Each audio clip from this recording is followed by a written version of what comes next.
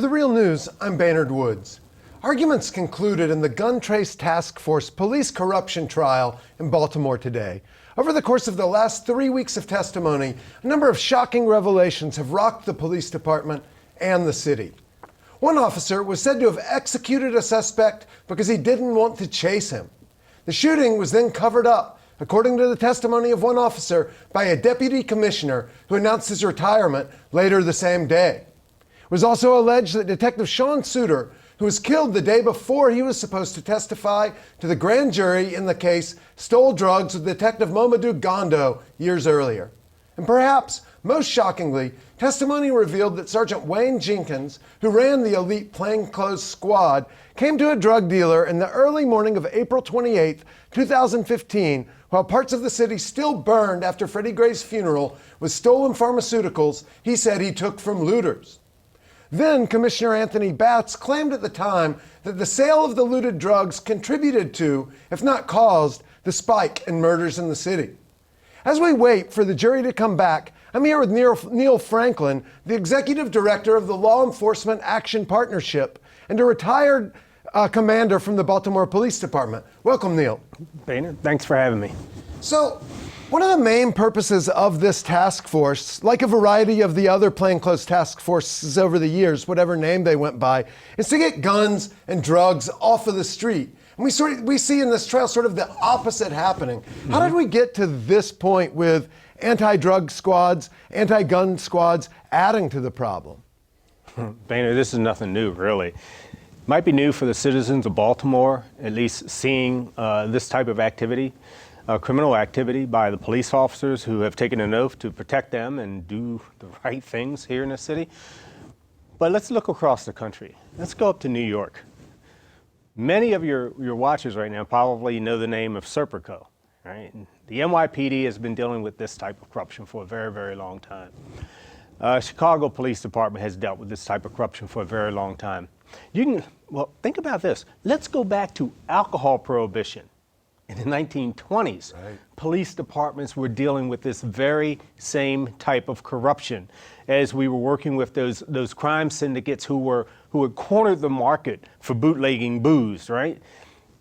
Drugs, booze, it's drugs. It's the same thing. When you prohibit the use and the sale of alcohol or other drugs, and then you bring police into the mix of a very profitable underground business, and contracts are made between the criminals selling the drugs or the booze and the police for protection, their payoffs, all types of things. Police got involved in the selling of alcohol back in the 1920s. You know what? They get involved in the selling of drugs today. It's a very secretive, lucrative business, and everybody wants to get in on it, unfortunately, even my comrades who are wearing the uniform. Right, and I mean, there's a certain argument that if you give these officers a wide latitude, that they're able to solve crimes and keep the average person safe. And that's one of the reasons that we give such extended power to law enforcement officers. But now it seems like when we have historic murder rates here in Baltimore, 343 last year, averaging about one a day over the last several years. I mean, there's not even that argument. How come we as citizens keep making this argument that we need to give more powers, more money to the police departments? Well, maybe some citizens are. Right. The citizens not. And I know many others who are not. I know many others who want to actually take control of their police departments, community-controlled policing, like we've done in Oakland, California, like we've done in Toronto, and some other cities, are coming online with community-led policing, where we have, a board made up of citizens, business community folks, community leaders, and others who hire and fire the police chief, who set the philosophy and who hopefully control the budget. So we need to restrict the power that police departments currently have, that police officers currently have.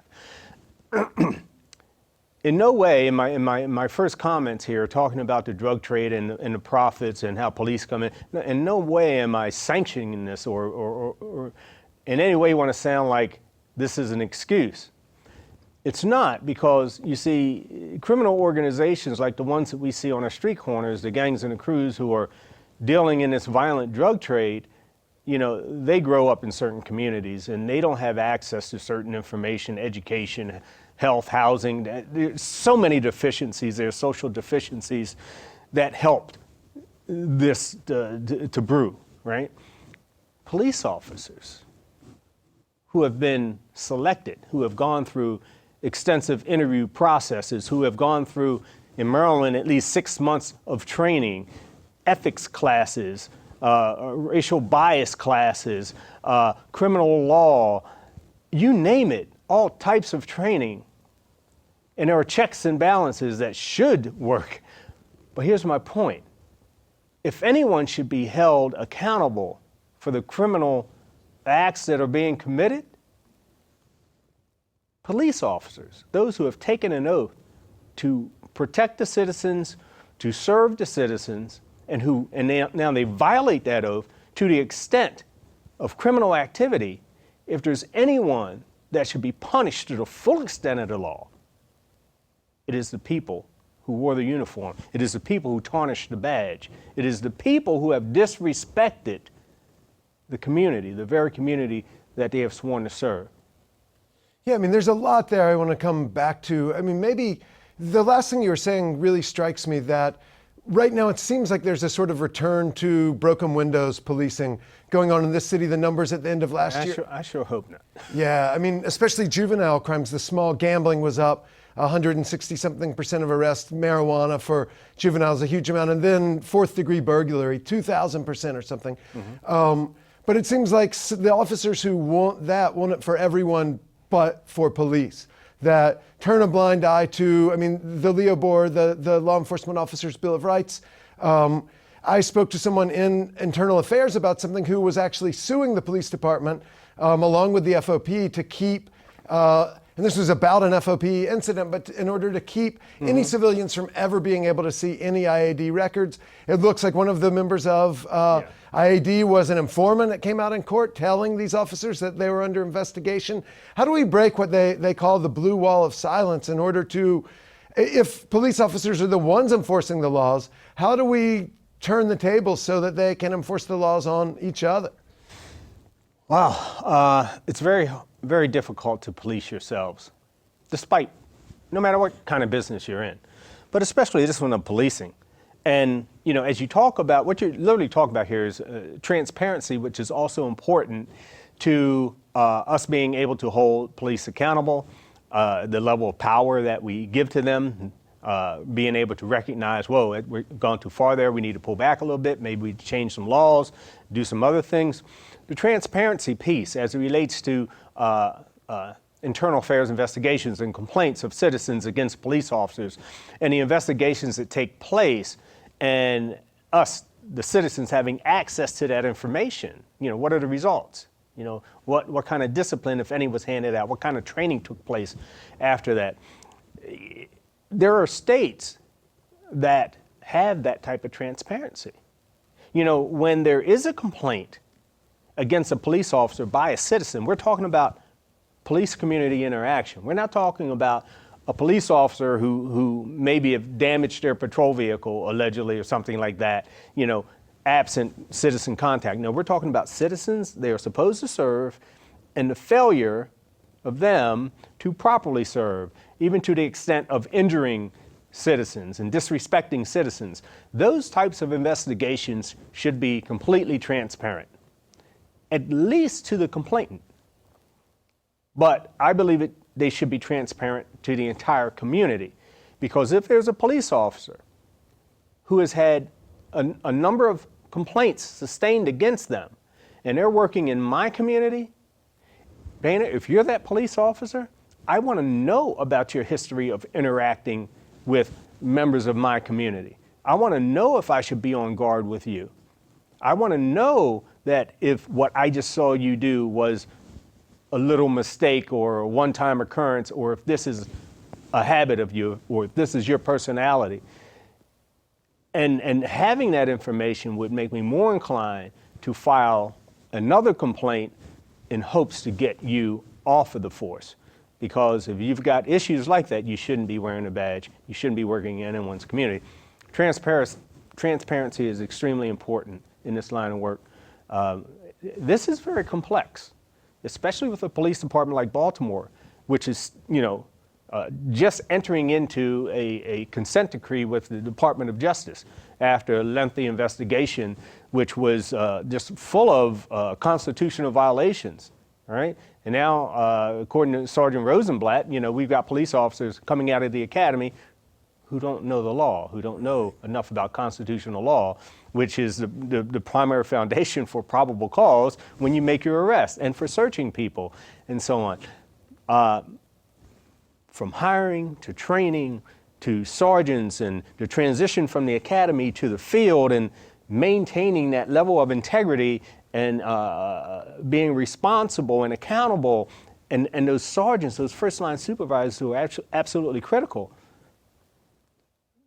We're losing this battle at every turn in policing. And on top of all of that, I think we are giving the police too much to do. The drug war is one of those things. We're trying to solve a health condition, a medical condition, with criminal justice policing strategies and tactics. It just doesn't work. Right. And we need to roll back a lot of that. We need to change our policies, change our laws. But at the end of the day, you can do this work. You don't have to move into this place of zero tolerance policing. You can do this work.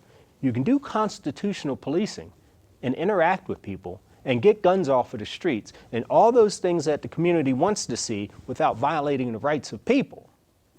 Right. I want to come back to the drug war and to the pharmacies, because I know you have a lot to say about that. But for a minute on recruitment in the academy and the accusations that Rosenblatt made of a number of people coming out without constitutional training, and then that one of the officers who was named as involved in the car chase and then planning heroin in 2010 with Wayne Jenkins in Umar Burley's car, riding along with Sean Suter, was suspended for 2 weeks and then put in the academy, and was then named in court this week as one of the people who tipped off the squads they were being investigated. Would you were someone who was in the Baltimore Police Department at one point, would you go into that academy today if you were a younger man?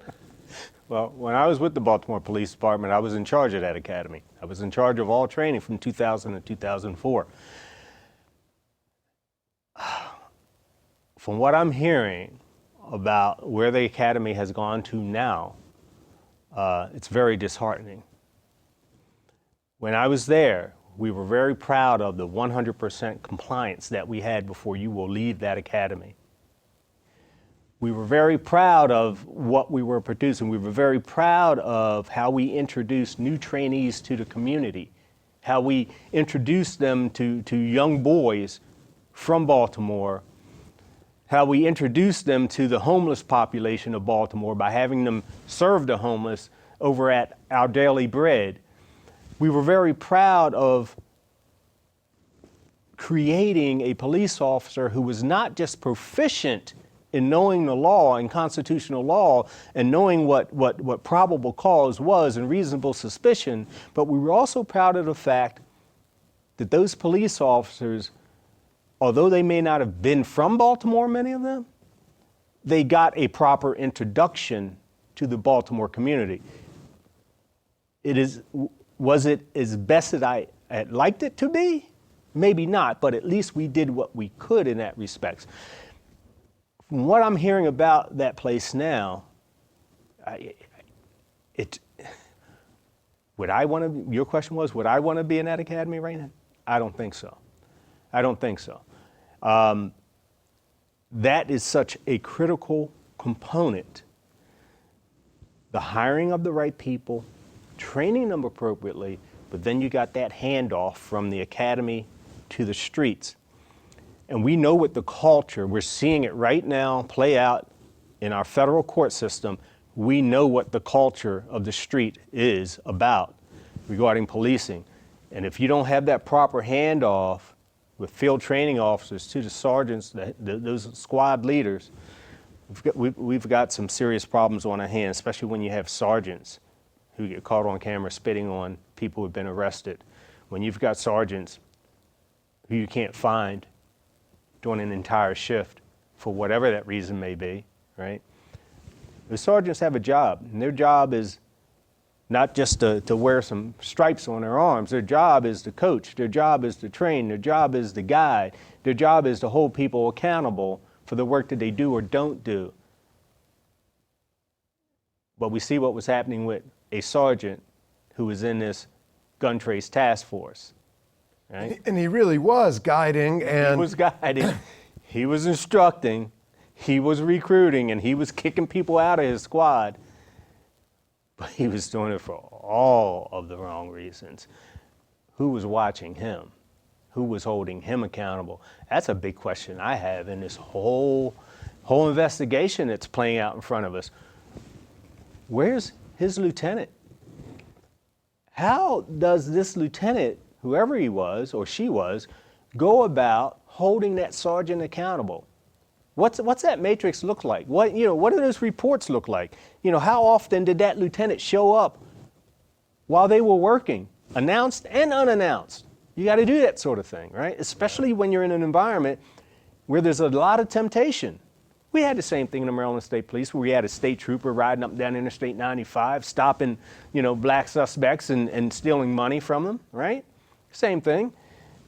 It's a little bit different here. I mean, you got a whole squad that was on it, but here's the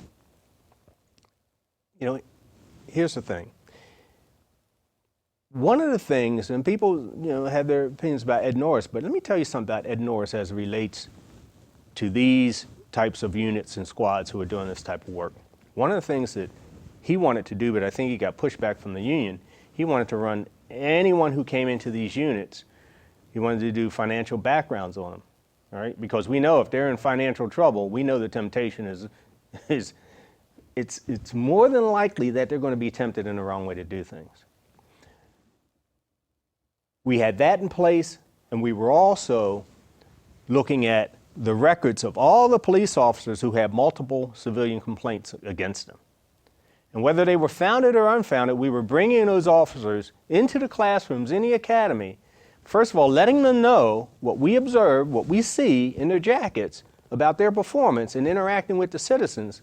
And then we were giving them accelerated remedial training in a number of different areas, mainly focused in the area of integrity and respect and those sorts of things, giving them a chance. But we were letting them know, we're watching you. Right. And then when folks didn't do what they were supposed to do, we held them accountable. I know that program ended when we left. I know that, from what I understand, they're not doing the financial backgrounds on folks who are going into these types of units. And then again, who's watching the hen house? Well, and I mean, on that issue, and we just got word that the jury broke for the day with no verdict, as expected. Okay. Yeah. But on that issue of who's watching the hen house, on the overtime, it should be clear to trace. And as it came up in court, it was Lieutenant Oree who was supervising some of the overtime, and he was in court in the district court here just the week before this trial in a civil case for during the curfew coming up and spraying a military grade, not even BPD grade, of a mix of pepper spray and tear gas on Larry Lomax as Sergeant Keith Gladstone pulled him down by the back of his hair. And so Gladstone has been described as a mentor of Jenkins, and that Oree was a lieutenant supervising some of that overtime. And then we had Dean Palmier named in the court as going on the scene of the 2009 Rayham shooting, where he said, fuck him, I didn't feel like chasing him, was the reason that he shot him. And that this is Gondo's testimony. And to be clear, Gondo has lied repeatedly, and so we don't know that any of this is fact. But Gondo said that then Palmier came to the scene and concocted the story to say that the car was going to be running over Officer Jason Giordano, who was involved with Rayham and some other stuff. And then right as that testimony came out, Palmier announced that he was going to retire from the department. I mean, do you think that it sort of goes up all the way through command? Well, from the allegations, it definitely does go into command. I have a background in criminal investigation when I was with the Maryland State Police. And so as these things unfold and we get new information, from the beginning, I've been trying to look at this as a criminal investigator so that, and keep my emotions out of it and just really look at the facts that I come to learn of. And I know that there's some that I don't know about. But from what I've been able to see and observe and analyze, but here's something that's, as more and more names come forward, right? And as you say, these are folks who have been charged, they're on trial, they're giving up information, they're giving up names, allegedly, people who have allegedly done something, Palmieri being one of those people, other commanders who are sanctioning the overtime that they know is not being worked, as a, thank you for getting the guns off the streets and so on. As they're giving up more information and more names, this is the same process that we use when we go after criminals. We arrest them, we have evidence and probable cause, and we drop the hammer on them and say, all right, you want to cut a deal? Give us more information, give us some names, who else is in your organization, who's doing what? And they start giving us names. We, the police, the investigators, believe what they're telling us, and we use that information to go out and arrest other people involved in criminal activity from the testimony of the criminals, right? The gang members, right? The folks from organized crime syndicates. We believe what they say, go out and arrest other people, develop probable cause, do our search warrants, and go out and raid and arrest and charge other people. Now we have police officers who are the criminals on the stand under the gun to give more information, to give up more names of who they're involved with, who's committing other criminal acts, and they're doing it, but we can't believe them? Why is it that we can't believe them, but we believe, as criminal investigators and police officers, when we go after gang members and others and we charge them, and then they start telling about their accomplices and so on, we believe them. And they're what we call career criminals, right? But now we got criminals in uniforms doing the same thing, but we can't believe them because they're talking about other people in uniforms. Just saying. Right, like in the trial of Gondo's childhood friend and the drug crew that he was working for, there weren't the questions of his credibility with that. I mean, that brings me to another question. One of the things that people talk about a lot in terms of police reform is a lot of the officers who police Baltimore don't live here. And people say that one of the solutions is have officers live where they police. And there's something in this case that complicates that a little bit. That part of Gondo's problem was he was more loyal to his childhood friend, who was a drug dealer, than he was to the citizens of Baltimore. Herschel saw himself as one person put it, as a Highlandtown bruiser who, so does that complicate that argument? In this current environment where we have the war on drugs, in whether we're talking policing or we're talking corrections, right? And correctional officers who are coming into the business, and many of them come from the community and from the neighborhood.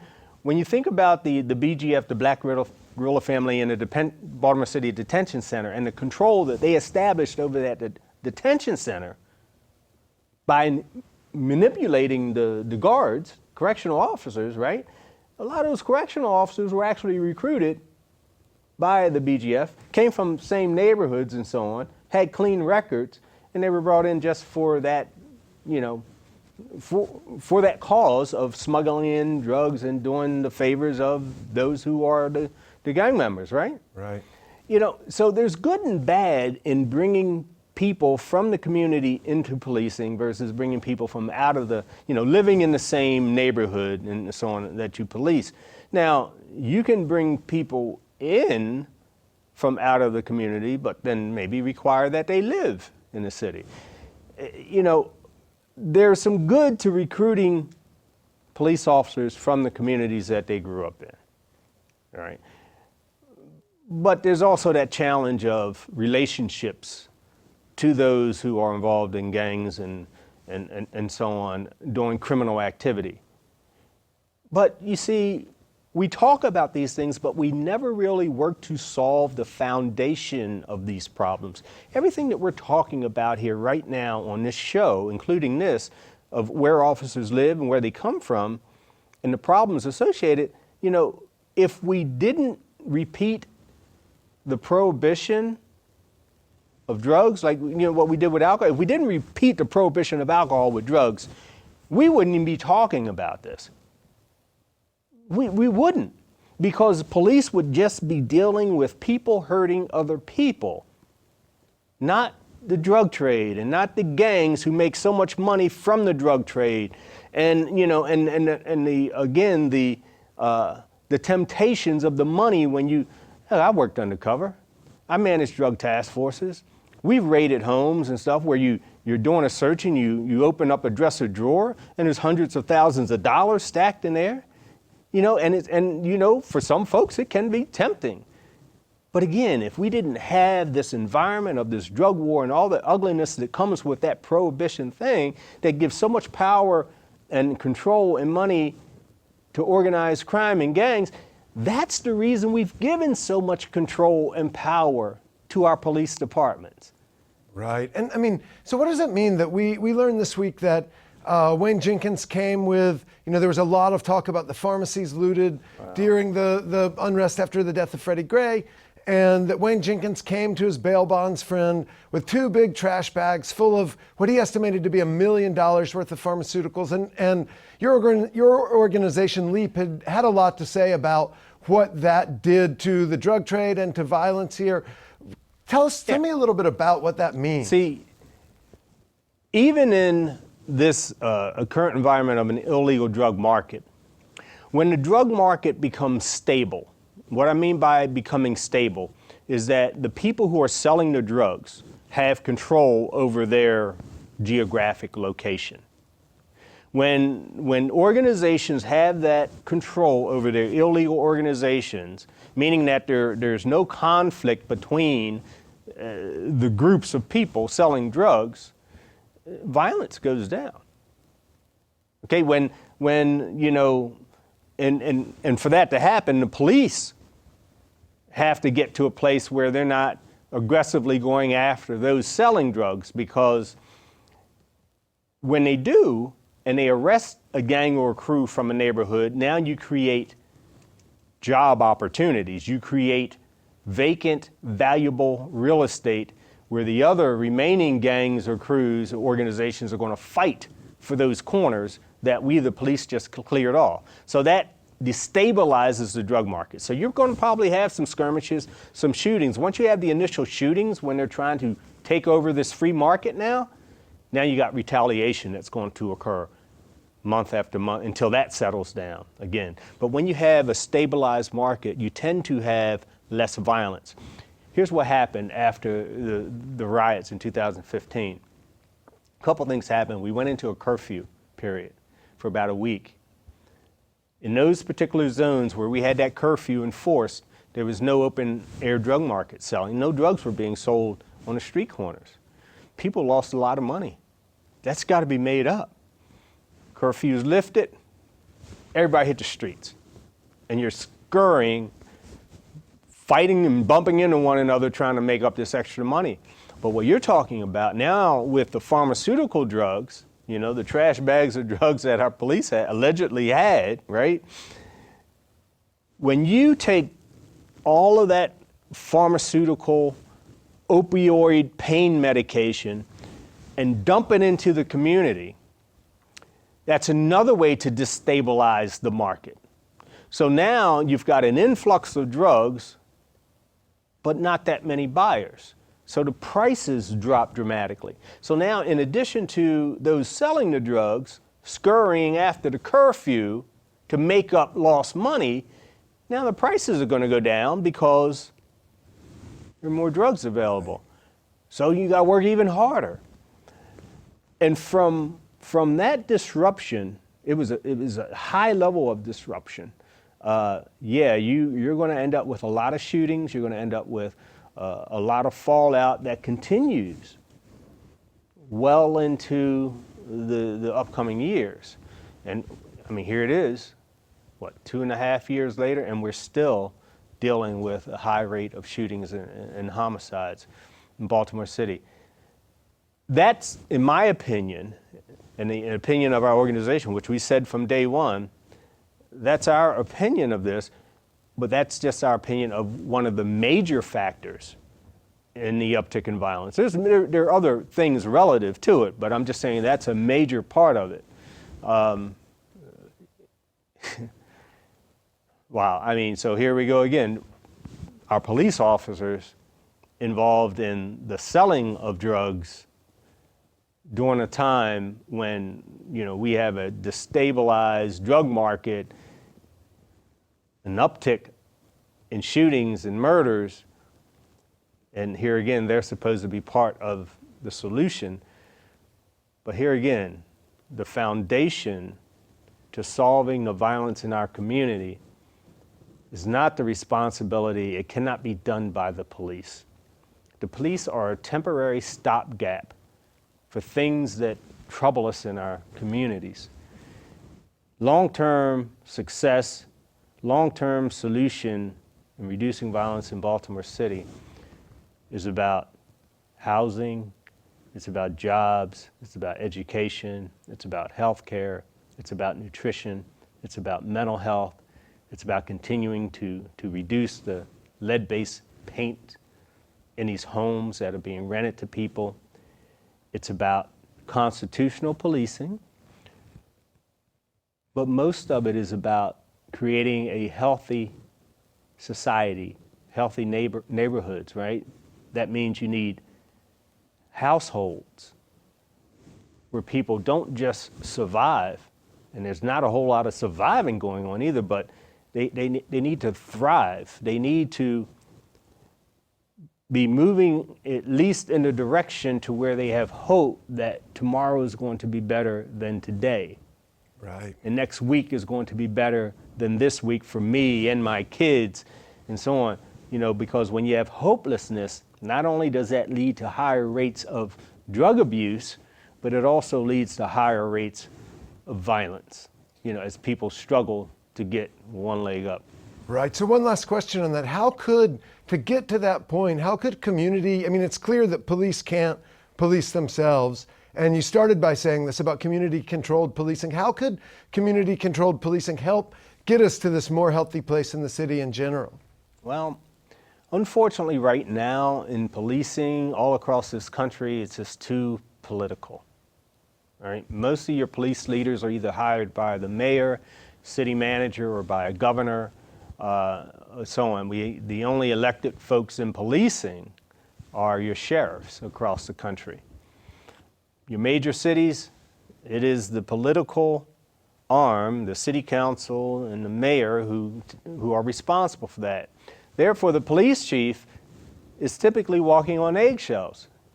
Wow, if I don't produce some resemblance of success or progress, I'm out the door just like the man or lady before me, right? So I got to come up with something that looks like success. And in this day and age of numbers, we are just crazy about numbers. Problem is we picked the wrong numbers to demonstrate success. In policing, we've chosen arrest. We've chosen the visible sign of busy police officers, which is making arrests. That's what we've chosen. Instead of, the lack of visible activity. I was talking to someone from the Baltimore Police Department who used to be with the Baltimore Police Department, Pete France. I was talking to him earlier today. And we were talking about how today's policing is so much different from policing in Baltimore when he was there. And, you ask some of these young police officers today, what's post-integrity? They have not a clue.